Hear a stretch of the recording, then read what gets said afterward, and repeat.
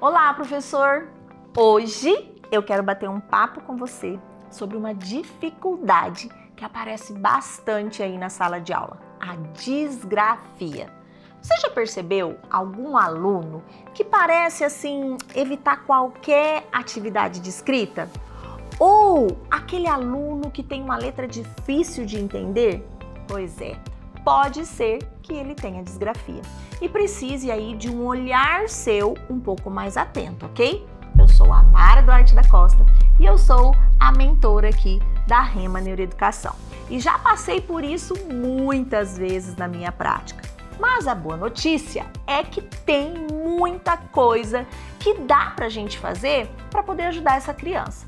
E olha, fica aqui comigo até o final, porque eu vou te passar 6 estratégias práticas para ampliar aí o seu conhecimento e aprimorar a sua prática em sala de aula. Vamos lá?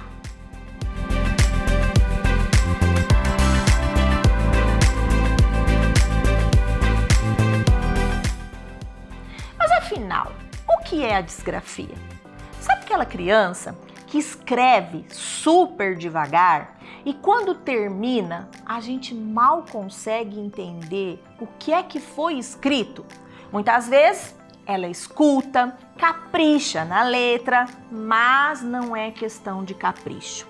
A disgrafia é um transtorno de aprendizagem que afeta a escrita dessa criança e pode também afetar principalmente as crianças em fase de alfabetização.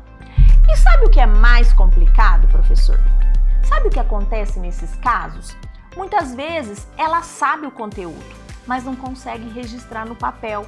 E isso pode gerar muita frustração e até aí desmotivar essa criança dentro da sala de aula. Agora me conta, já teve aí algum aluno assim? Teve, não teve, né? Muitos professores passam por isso. E se você é um deles, ou conhece algum colega de profissão que também passa por isso, fique comigo aqui, pois no próximo bloco eu te explico por que isso acontece. É como na verdade a gente pode identificar melhor esses casos.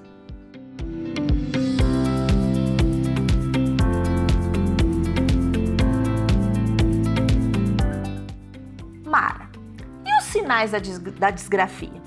Como é que eu posso perceber em uma criança? Professor, aqui é aquele momento que faz a gente pensar. Nossa, eu já vi isso na minha turma. Dá uma olhada nos sinais mais comuns. Você vai perceber que essas crianças, elas apresentam letras desorganizadas, com um espaçamento ali que se torna irregular entre elas. Sabe quando a criança ela começa a escrever e de repente o espaçamento entre as palavras vai ficando cada vez maior ou menor, sem padrão? Ou quando uma palavra começa bem pequenininha e no final as letras estão enormes? Isso acontece porque ela tem uma dificuldade em controlar ali o espaço na folha e manter também um ritmo constante na escrita. Bom, escrever dentro das linhas parece um desafio impossível para elas. Algumas crianças começam a escrever dentro da linha. Olha só o que acontece. E quando você vê, o texto já está subindo e descendo descontroladamente. E outras precisam de folhas pautadas mais largas, porque em folhas comuns as letras também parecem dançar ali no papel sem um alinhamento certo. Elas também fazem muita pressão no lápis para poder escrever. Já viu isso? Uma pressão que parece ser bem mais exagerada do que as outras crianças. Tem criança que aperta tanto o lápis que chega até rasgar a folha do papel. Você já viu isso? Outras mal encostam a ponta no caderno e a escrita fica também quase invisível. Isso acontece porque elas ainda não conseguiram encontrar um controle adequado para a força que usam na mão na hora de escrever. Eu já tive várias crianças assim. Uma outra questão também que eu vi muito, que é importante, é quando a escrita dela é mais lenta e acompanhada de cansaço rápido. Já viu isso? Aquele aluno que demora muito para copiar do quadro, copiar da lousa e no meio do processo já está com a mãozinha cansada e desistindo? A escrita para ele é um grande esforço físico e também mental. E às vezes a criança começa empolgada, mas logo aí ela perde o ritmo e também se frustra. E às vezes, quando a gente não tem conhecimento, pensamos que essa criança tem preguiça, mas pode não ser isso, professor. Por isso que conhecimento é tudo. Agora, uma coisa importante que você também precisa observar. Muitas vezes a criança ela evita escrever, porque ela já percebe que ela tem dificuldade. Então, se você notar que um aluno sempre pede para responder oralmente ou tenta fugir das atividades escritas, pode ser um sinal. E aí, está gostando do nosso conteúdo?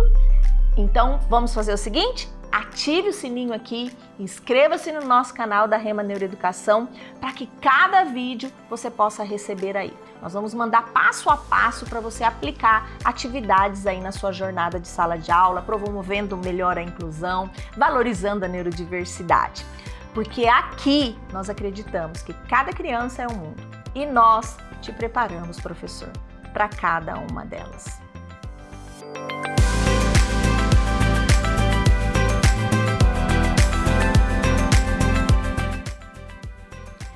São as causas da disgrafia? Bom, professor, você já se perguntou por que algumas crianças escrevem tão bem e outras parecem travar nesse processo?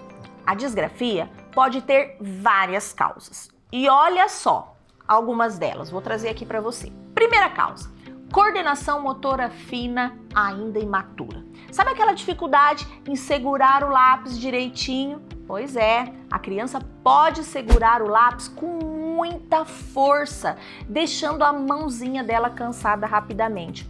Ou tão frouxa que o traço fica falhado. Muitas vezes a gente vê crianças que parecem trocar os dedos ao segurar o lápis. Já tive também muitas assim, demonstrando aí pouca firmeza no momento.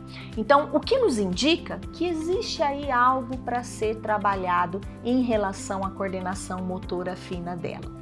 Por isso, eu sempre digo que a gente tem que olhar a importância disso ser trabalhado direitinho lá na educação infantil.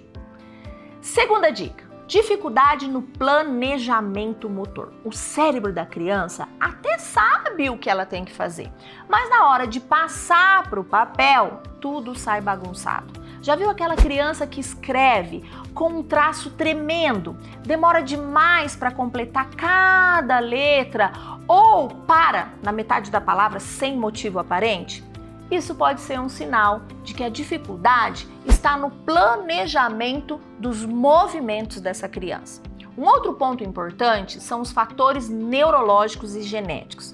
Professor, toda vez, que você tem aí uma criança que nasce com essa predisposição, por exemplo, algumas apresentam um histórico familiar de dificuldades de escrita ou outras questões aí mais neurológicas associadas, como TDAH, dislexia, o que pode impactar ainda mais o desenvolvimento da escrita dela, ok? Então você pode ter certeza também que houve pouca prática ou pouco estímulo lá na primeira infância.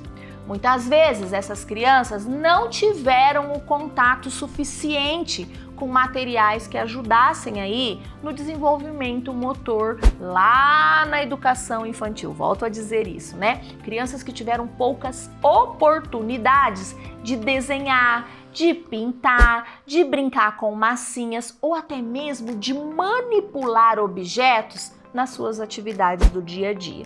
Às vezes o professor pula essa fase ou até mesmo, os próprios pais não estimulam o necessário em casa, fazendo com que elas não desenvolvam bem a questão das habilidades motoras, que são aí, tão importantes depois para o processo de alfabetização e da aquisição da escrita. E olha, não é preguiça, viu, professor? A criança, ela precisa de apoio. E a gente, como professor, tem um papel fundamental nesse processo.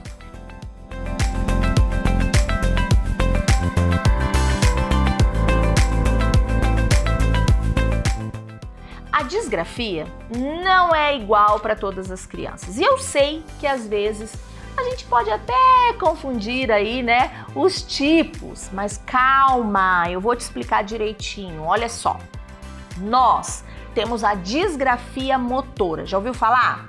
Sabe aquela criança que até sabe o que quer escrever, mas na hora de colocar no papel, parece que as letras escorregam? Essa criança ela pode ter dificuldade de segurar o lápis corretamente. As letras saem tremidas ou a mão cansa rápido demais. Essa é a que chamamos de disgrafia motora. Temos também a disgrafia específica.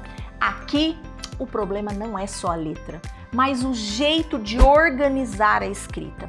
Você já viu alunos que começam a escrever com letras pequenas e de repente essas letras vão aumentando de tamanho? Ou que escrevem muito devagar e parecem nunca terminar uma frase? Isso pode ser um sinal. Já estudou sobre a disgrafia fonológica, que é uma outra disgrafia? Essa aqui acontece quando a criança ela tem dificuldade em transformar os sons que escutam em palavras escritas. Então ela pode escrever chola em vez de escola, por exemplo, porque o som da palavra não foi bem associada à escrita da mesma. Então nós temos também uma outra disgrafia que é superficial. Esse é aquele caso em que a criança até aprendeu a escrever, mas tem uma dificuldade em lembrar como as palavras são formadas. Sabe quando o aluno, ele escreve certo uma palavra agora e lá na linha seguinte ele já escreve de outro jeito? Ele não consegue fixar a imagem das palavras na sua memória. Agora me conta, professor, já viu algum desses casos aí na sua turma? Aposto que sim. E se já viu, fica por aqui, que no próximo bloco a gente vai falar de uma confusão bem comum: disgrafia e desortografia.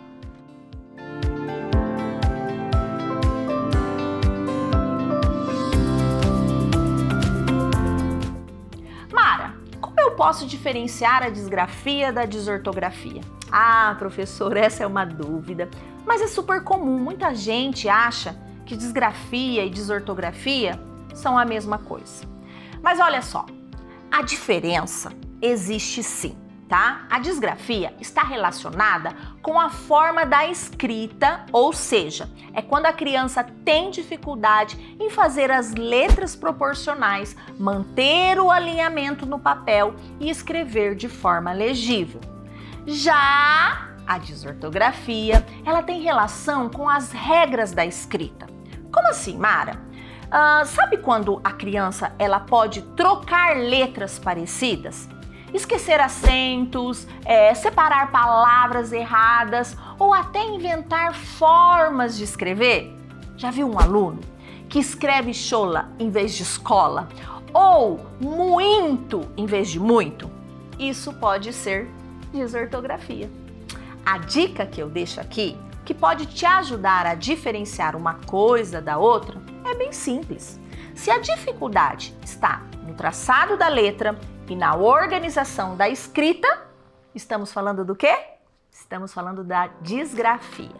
Se os erros envolvem ortografia e gramática, como trocas de letras e omissão de acentos, é desortografia. Agora, professor, vamos falar de outra confusão que também é bem comum: disgrafia e dislexia. Bora lá?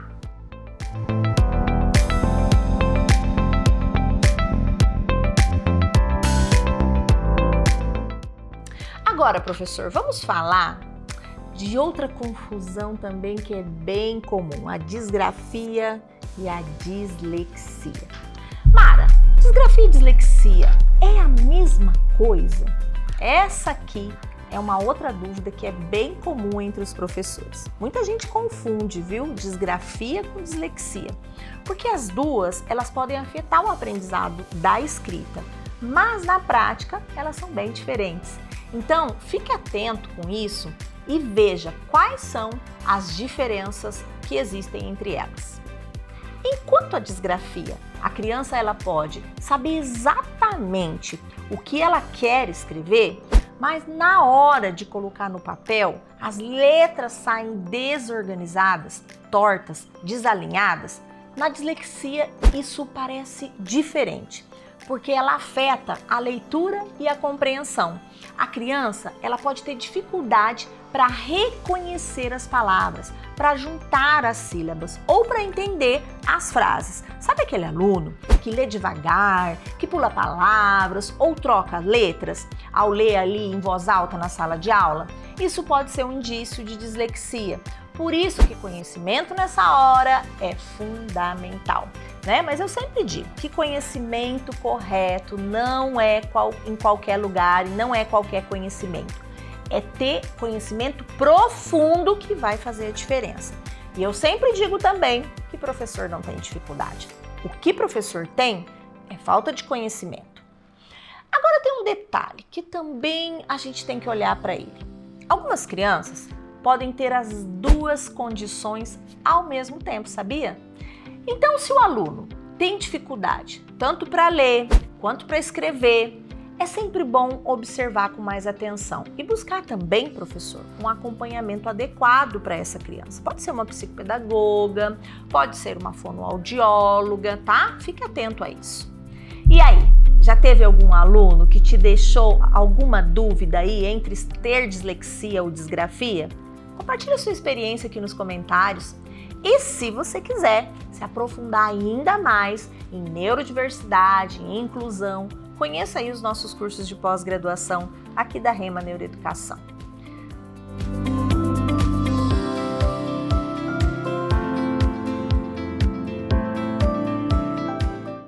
Mara, disgrafia no TDAH tem relação?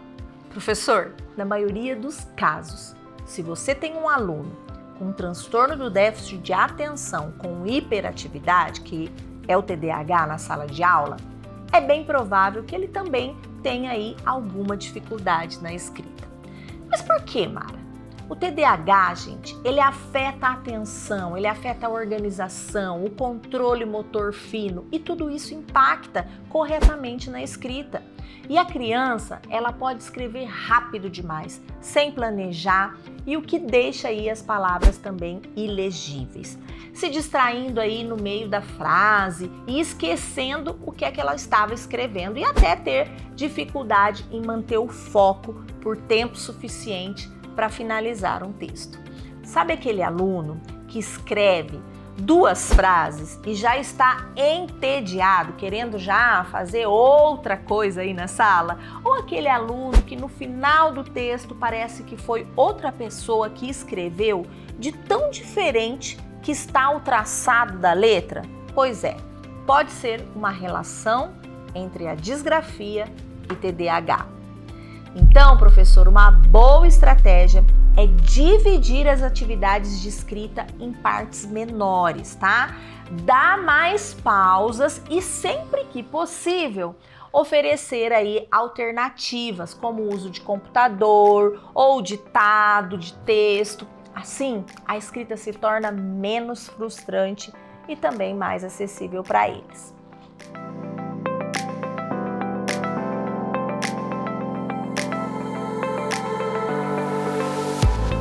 Mara, como diferenciar disgrafia de uma letra difícil de leitura? Essa é uma ótima pergunta, porque sempre gera muitas dúvidas. Afinal, nem toda escrita difícil de ler que a criança tem disgrafia. Às vezes é só uma letra diferente ou uma falta de prática mesmo. Então, como diferenciar isso? Bom, quando a criança só tem uma letra de difícil leitura, normalmente isso melhora com treino e orientação. Se você pede para o aluno escrever mais devagar, com a atenção e a letra melhora, provavelmente é só uma questão de treino, de caligrafia. Mas nos casos onde essa escrita, que é difícil de leitura, ela persiste, mesmo com o treino, e afeta o desempenho acadêmico, se a criança tenta, se esforça, mas ainda assim a escrita continua desorganizada, é difícil de entender, é bom investigar, pois pode ser disgrafia. Um método simples de testar aí na sua sala de aula é pedir para o aluno copiar um texto impresso, tá? E depois escrever uma frase do próprio punho.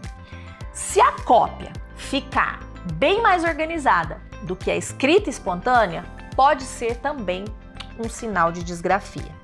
E aí, professor, já teve esse aluno aí que você não sabia se precisava de ajuda ou se de um incentivo para caprichar mais? Conta para mim.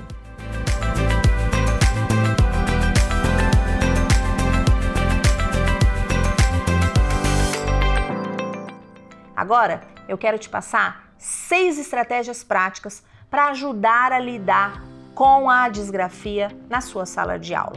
Agora, professor, chegou a parte mais importante. O que podemos fazer para ajudar na prática? Porque aqui na Rema, na Rema Neuroeducação, todo o conteúdo que abordamos sempre vem ligado com a prática. Então, se você já percebeu um aluno aí na sua sala de aula com dificuldade para escrever, aqui estão 6 estratégias simples e são eficazes que podem fazer aí toda a diferença. Vamos lá? Estratégia número 1, atividades multissensoriais. Já ouviu falar? Muitas crianças podem gostar de aprender com o tato, tá? E lógico, eles gostam muito da criatividade também, né? Já tentou fazer brincadeiras com sacos sensoriais, professor? Então faça na sua sala de aula. Encha aí um saco plástico reforçado, coloque gel colorido, arroz ou areia e a criança pode apertar e explorar a textura sem fazer sujeira aí, tá bom? Ativando os sentidos. Ou que tal também você deixar os pequenos pintarem com os dedinhos aí? Pintar com pincel grosso ou até brinquedos, misturar cores, sentir texturas, isso ajuda muito na percepção sensorial e também no controle motor dessas crianças. E faça aí com seus alunos essa exploração com tinta, com espuma, com outros materiais aí. Estratégia número 2, existem também exercícios de coordenação motora fina. Também são ótimos, tá? Para ajudar os pequenos a terem as mãos mais firmes e uma escrita mais fluida. Sabe aquelas tampinhas de garrafa PET? Separe potes com furos do tamanho certo e peça para as crianças encaixar e desencaixar. Isso vai ajudar os seus alunos a fortalecerem os músculos das mãozinhas. Temos uma outra atividade também, que são as ferramentas adaptadas, que também podem gerar grandes resultados. Já tentou colocar espuma ou borracha em volta do lápis dessa criança? Isso melhora a pegada e também evita que a criança segure aí o lápis com muita força. Uma outra atividade também é utilizar tesouras fáceis aí, que são fáceis de manusear. Pois sabe aquelas crianças que têm dificuldade de recortar? Elas vão aprender com essa atividade. Ofereça também aos pequenos tempo extra para eles escreverem. Dê mais tempo para finalizar as tarefas. Isso reduz a ansiedade e permite que a criança aí, ela capriche mais na escrita. E se o aluno cansa rápido, divida também a tarefa em pequenas etapas, com pausas para alongar aí as mãozinhas, para relaxar. Outra estratégia que também é muito legal, essa é uma dica que eu sempre trago nos meus vídeos, trabalhe muito mesmo o reforço positivo. Afinal das contas, o incentivo muda tudo. Então, que tal criar um mural onde cada aluno coloca um adesivo ou um desenho sempre que concluir uma atividade? Eles adoram ver o próprio progresso deles. E no final do dia, entregue aí um bilhetinho ou faça um elogio especial para cada criança. Pequenos incentivos vão ajudar os seus alunos a se manterem mais motivados.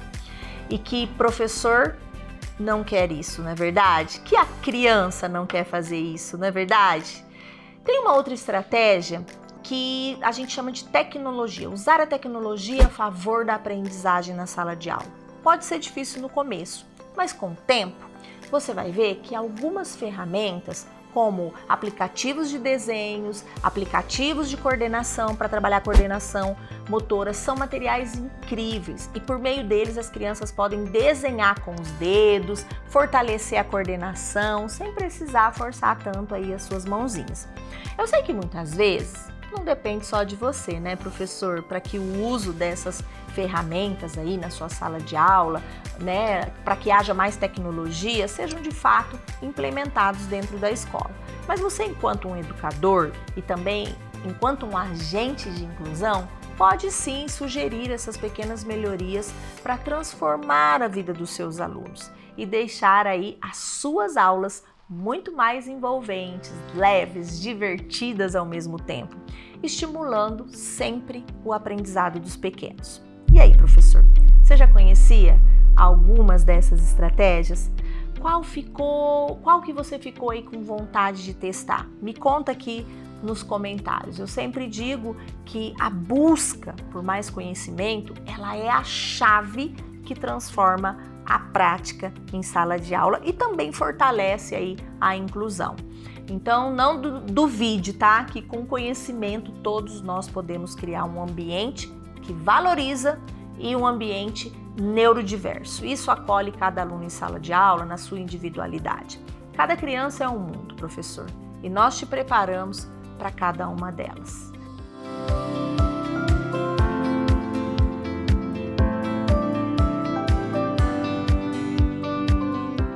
Professor, muito obrigado por ficar aqui comigo, até o final, e eu espero que tenha anotado aí todas essas dicas para já poder aplicar na sua sala de aula. E se você quer aprender mais sobre disgrafia, inclusão escolar e muitos outros temas, né, dislexia, TDAH, que tenham aí relação com a neurodiversidade, conheça aqui as nossas pós-graduações e se prepare para ter muito mais conhecimento e transformar a sua prática em sala de aula. Nos vemos então no próximo vídeo, porque aqui cada criança é um mundo e nós te preparamos para cada uma delas.